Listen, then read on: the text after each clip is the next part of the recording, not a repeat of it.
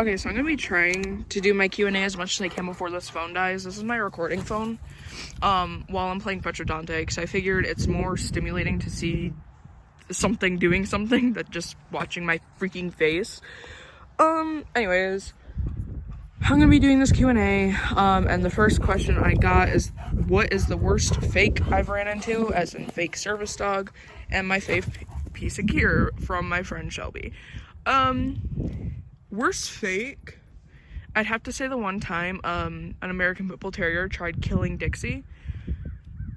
But there's been a few. Almost all the fakes I run into are like really large dogs, and they're almost always aggressive. So another one was when we were down in Florida and we were at a rest area, and this guy had a guide dog in like a tan leather harness, and his dog, who was a black lab, came for Dixie, snarling, and dragged the blind guy to his knees and like dragged him across the pavement, skidding him up. And his friend was with him and grabbed the dog, and the dog was like snapping, like redirecting at his friend.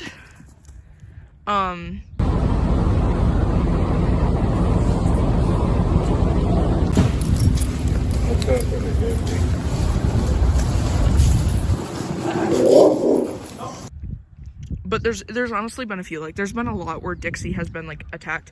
Another would have been a beagle who grabbed onto like the fur right there, her butt fur, and ripped out a huge chunk and started making her bleed all over Walmart. That was pretty bad.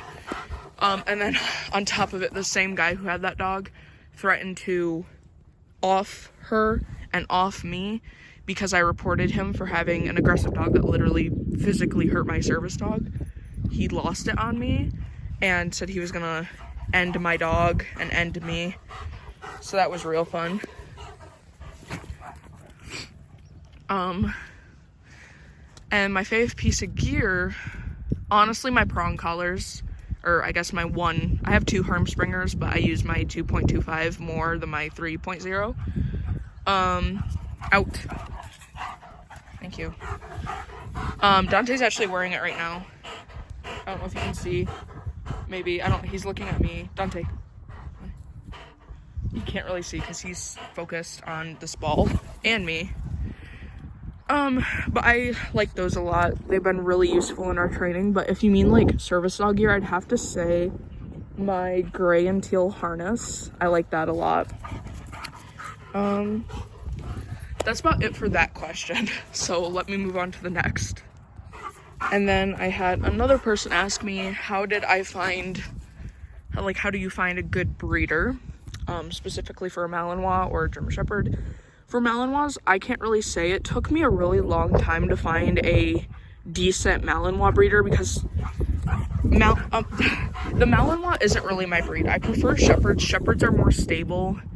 They have the same amount of drive, the same amount of intensity, as you can see with Dante. They're just less likely to completely flip out and have severe behavioral issues.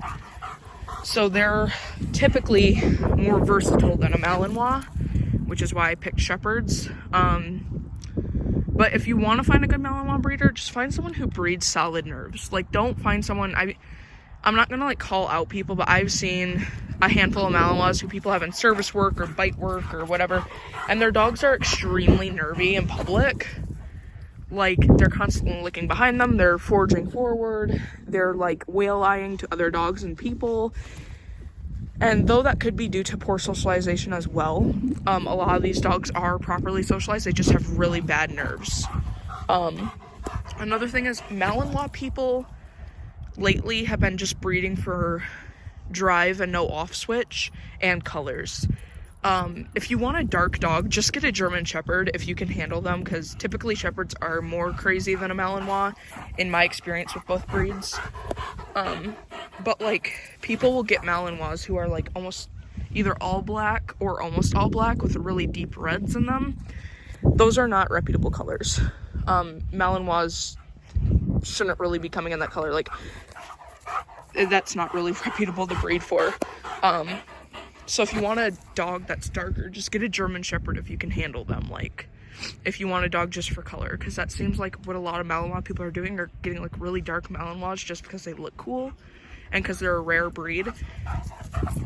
And it's kind of silly though. Like, this is kind of going on to a rant now, but the main reason why I see people say they don't want a German Shepherd is because they think German Shepherds are too basic and they want a Malinois just so they can get more attention and compliments in public.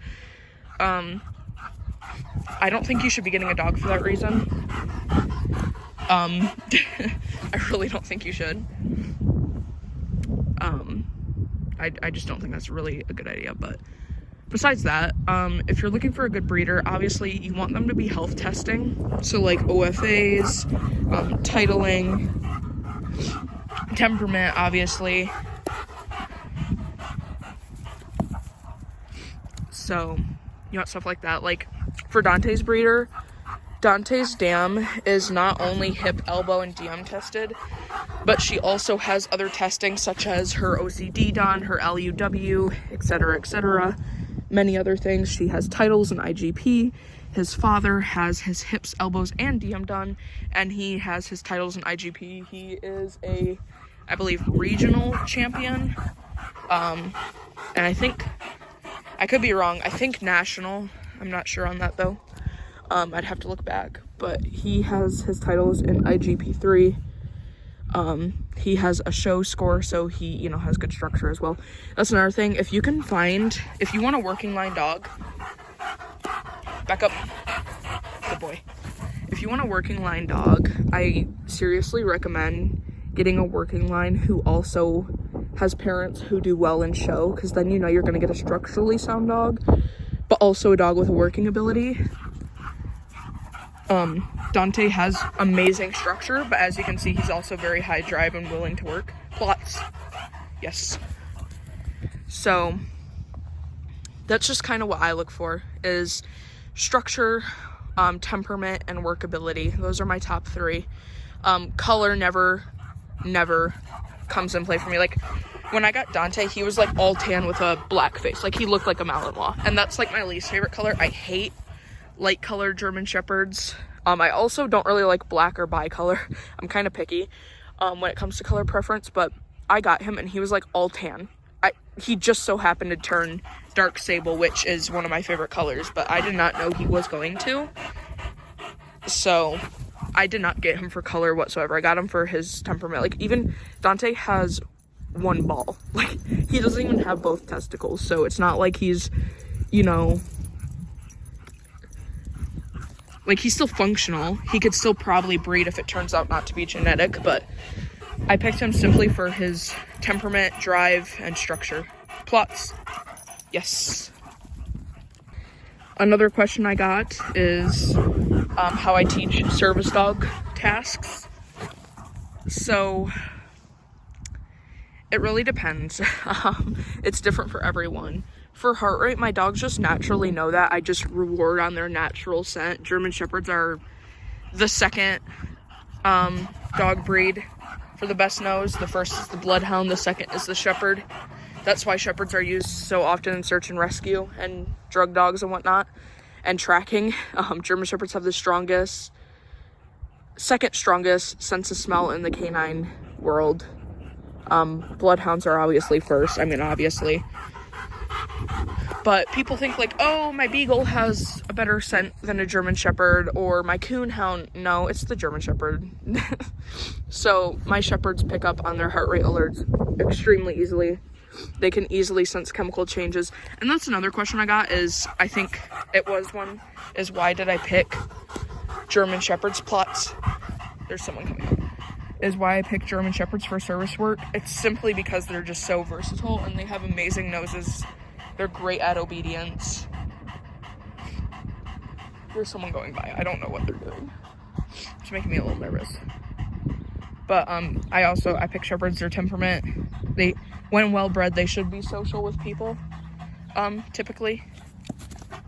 So, I mean, Dante is social with people.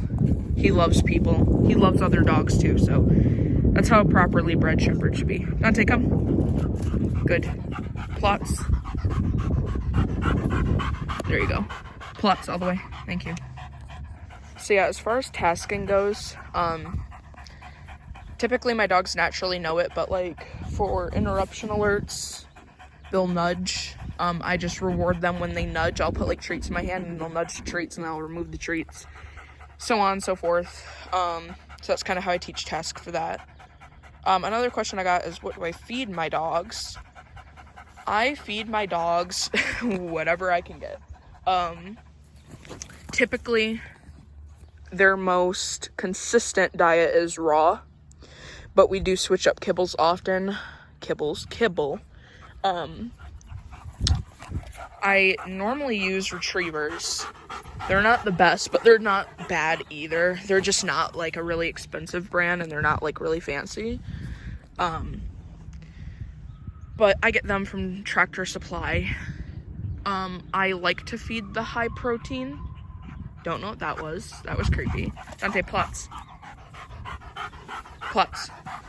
I like to feed the high protein, but sometimes I'm stuck with just the normal.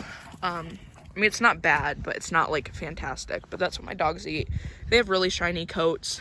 Obviously, they have a good activity level they're able to keep up.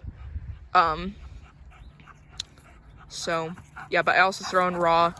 I throw in organ meat, bone, grain, muscle meat, things like that. Plutz. There you go. Another question I got is, what kind of tools do I use? And first off, if I even use tools. Yes, I do. My most common tools I use are prongs and e-collars. My prong brand is Hermspringer. My e-collar brand is Sport Dog. Obviously, Sport Dog is not a very affordable brand, so I only have one. They're like $170 is how much I got mine for. And my Hermspringers are about like 40, because they were kind of high in price when I got mine. 40, 30, around that area. But if you want a better brand, you could go on like Facebook Marketplace or Craigslist and get some for cheaper. I know you can do that. I do have to get Rufflin. That's not like a tool per se, but I do need to get 2 Rufflin kennels for my dogs for my driving, because God forbid if I get in an accident, I do not want my dogs to be injured or hurt. They're worth not only a lot of money, but they're also my babies. Like, sounds cringy, but they are literally my babies, and I would hate to see anything happen. And then, like I said, I also got, why'd I choose them as a service dog? Like I said, their versatility, their drive, their willingness, their intelligence, their scent, everything just, plays a role in this. I mean, they're awesome dogs. I think they're one of the best choices for service work, if you're able to give them an outlet. Like, this is only the first 1 out of 5 parts of Dante's day. Like, he needs exercise constantly. Like, he is still ready to go. Like, he may look tired, but the moment I throw this ball, he is off again. So if you're not willing, I mean, Dixie, she's hardly been staying here because she wants the ball so bad, but if you're not able to get out and exercise your dog, at least your German Shepherd specifically, at least 3 times a day, I do not recommend getting one. I've tried exercising them a minimum of 2 times a day, and they go absolutely insane. They get destructive. They get, agitated. It's just not healthy for them. So I recommend at least 3 times a day. I do my exercise about either an hour and a half or 2 hours each time. If it's something really active like this, typically an hour, but that's like the minimum. Obviously, I don't want to overwork my dogs, but in weather like this, I mean, it's freezing right now. I mean, it's sunny, but it's freezing. There's still snow. So he's able to do this and not get, overheated or anything. Plutz. I'm gonna give him a resting break real quick.